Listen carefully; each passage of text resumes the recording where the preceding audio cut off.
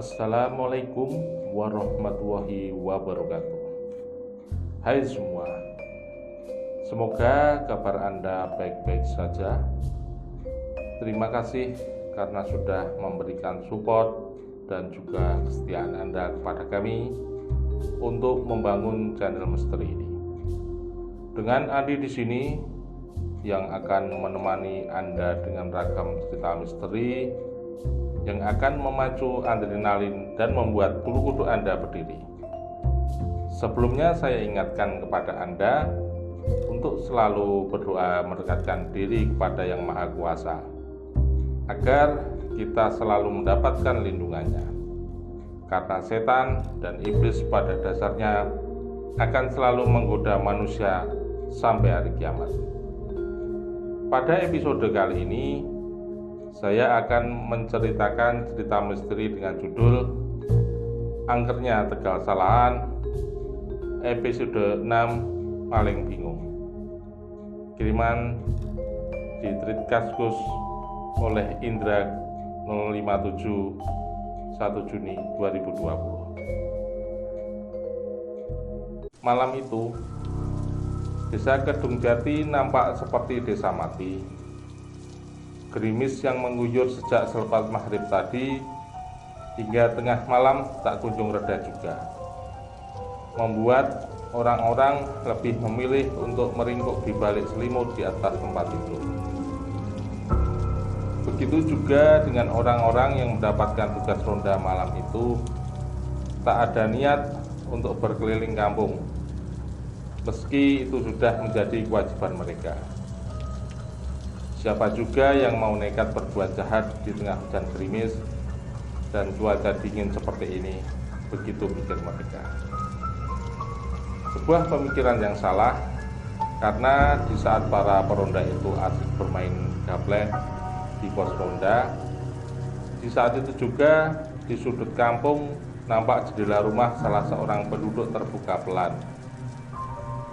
Lalu disusul dengan sesosok bayangan hitam melompat keluar dari dalam rumah, nyaris tanpa suara. Sosok bayangan hitam itu menutup kembali jendela rumah itu, lalu mengendap-endap menjauh,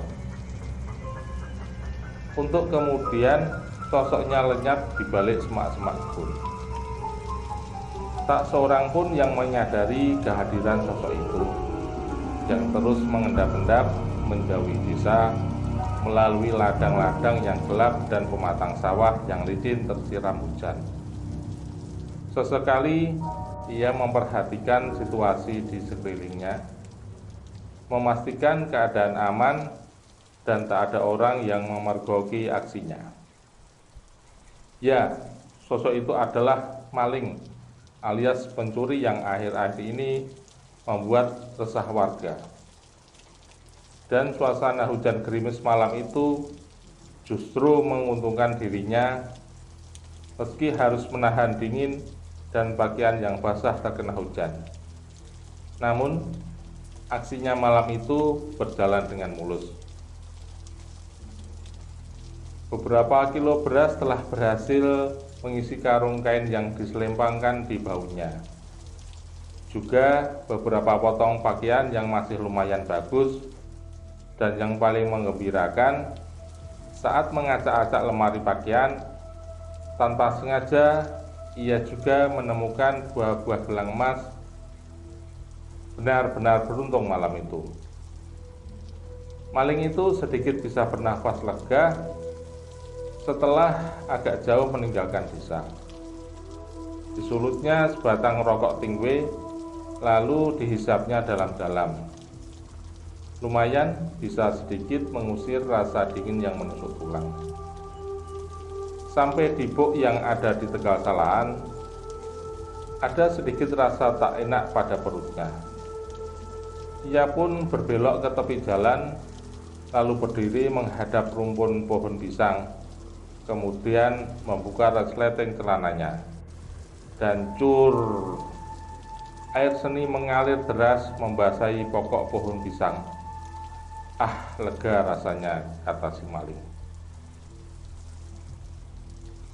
Namun belum selesai maling itu menunaikan hajatnya, ia dikejutkan oleh suara menggeram, disusul dengan sosok hitam yang melompat tepat dari tempat ia menumpahkan air seninya. Maling itu tertawa geli, menertawakan seekor kucing yang tanpa sengaja ia kencingi. Namun tawanya mendadak berhenti saat ia melihat kucing itu masih terus mengeram sambil menatapnya dengan tatapan marah. Cek cek cek cek, pus pus pus. Jangan marah ya, tidak sengaja aku mengencingi kamu, guman maling itu sambil menaikkan resleting celananya. Lalu melangkah berbalik, meninggalkan sang kucing yang masih mengeram-ngeram dan menatapnya dengan tajam. Sambil menikmati rokok tingwinya, maling itu berjalan pelan, sesekali bersiul-siul dan bersenandung, membayangkan esok akan mendapatkan uang yang lumayan banyak dari hasil kerja kerasnya malam ini. Kira-kira 10 menit berjalan, tiba-tiba ia menghentikan langkahnya, tengok kanan dan kiri. Ini kan tempat ia tengok kanan dan kiri, dia terkaget-kaget karena dia melihat tempat itu adalah tempat ia buang air kecil tadi, lengkap dengan rumpun pohon pisang dan kucing hitam yang kini meringkuk di dekatnya, juga bau pesing bekas kencingnya tadi. Maling itu mengucek-ngucek matanya, tapi apa yang ia lihat tetap sama, tak berubah sedikitpun. Rumpun pohon pisang dan kucing hitam lengkap dengan sedikit bau pesing yang menusuk indera penciumannya. Ah, mustahil, pikir maling itu. Ia pun kembali berjalan meninggalkan tempat itu, melangkah pelan-pelan sambil memperhatikan sekelilingnya, takut salah jalan lagi. Namun, setelah sekian menit ia berjalan, lagi-lagi ia sampai tempat itu di bawah rumpun pohon pisang dan kucing hitam yang meringkuk di dekatnya, lengkap dengan bau pesing bekas kencingnya tadi.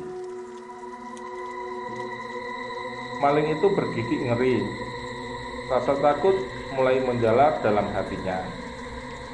Bergegas ia meninggalkan tempat itu, kali ini dengan langkah yang sedikit cepat sambil terus mengawasi sekeliling. Namun lagi-lagi setelah sekian menit berjalan, tanpa sadar ia kembali ke tempat semula. Rumpun pohon pisang lengkap dengan kucing hitam dan bau pesing bekas kencingnya tadi. Asem, umat maling itu, sambil kembali meninggalkan lokasi itu, kali ini dengan setengah berlari. Namun lagi-lagi pelariannya membawanya ke tempat yang sama, rumpun pohon pisang tempat ia kencing tadi. Lagi-lagi ia berlari dan lagi-lagi ia harus kembali ke tempat semula. Berlari lagi, kembali lagi, berlari lagi, dan lagi-lagi harus kembali ke tempat semula. Entah berapa kali ia berputar-putar di tempat itu. Rasa lelah dan takut mulai menghantuinya. Tenaganya pun mulai terkuras habis, badannya terasa lemas dan gemetar. Dengan nafas terengah-engah dan sisa-sisa tenaga yang masih ada, ia kembali berlari menjauhi tempat itu. Saat itulah ia melihat ada orang berjalan di jalan dekat buk. Mungkin pedagang yang hendak berangkat ke pasar, mengingat hari hampir menjelang pagi. Akhirnya ada orang yang bisa dimintai pertolongan, batin maling itu sambil bergegas mendekati orang yang lewat di depannya. Mbak Yu, panggil maling itu yang sudah dekat orang itu. Orang itu berhenti dan menoleh. Numpang nanya, kalau jalan ke desa Kedung Sono ke arah mana ya? tanya maling itu dengan nafas yang masih kembang-kempis. Orang itu tak menjawab, hanya menunjuk dengan tangan kanannya. Maling itu menengok ke arah yang dituju oleh si perempuan, arah yang sama dengan letak rumpun pohon pisang yang menyesatkannya.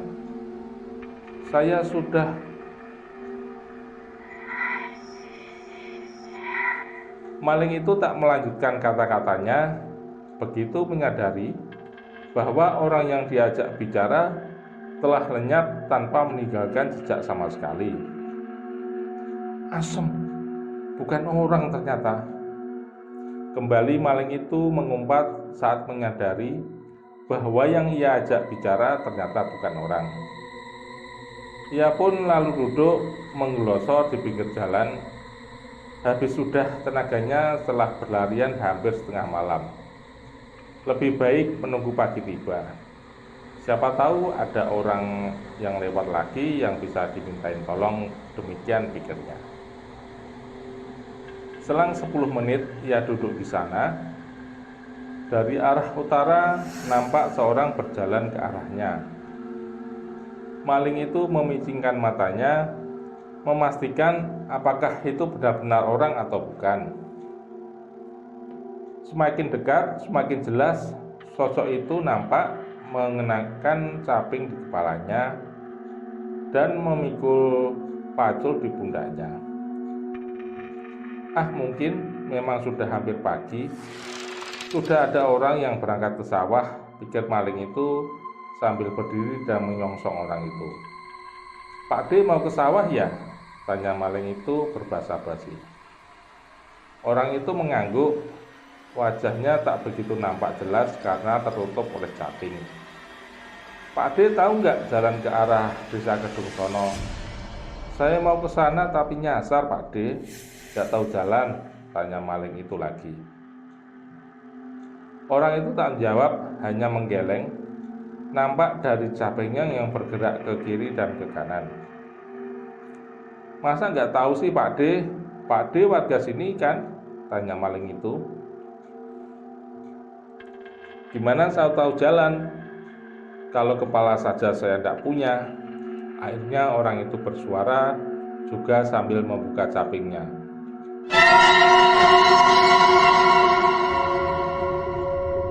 "Wasan!"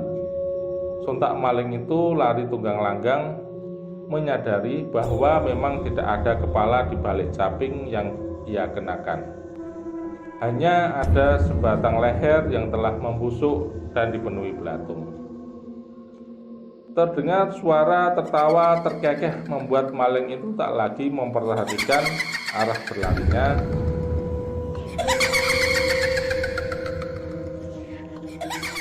Sampai akhirnya ia menyadari bahwa ia telah kembali ke bawah rumpun pohon pisang, lengkap dengan kucing hitam yang bau pesing bekas kencingnya tadi. Maling sial itu pun akhirnya jatuh pingsan. Sampai keesokan harinya ditemukan oleh 2 orang petani yang hendak berangkat ke sawah. Tamat.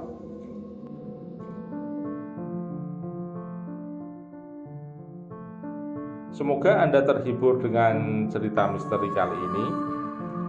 Jangan lupa untuk mendengarkan kisah-kisah misteri terbaru selanjutnya. Dan jangan lupa untuk subscribe, like, dan share channel ini agar kami lebih semangat menyuguhkan cerita misteri yang lebih menyeramkan lagi. Ingat, jangan lupa selalu berdoa karena setan selalu ada dimanapun kita berada. Wassalamualaikum warahmatullahi wabarakatuh.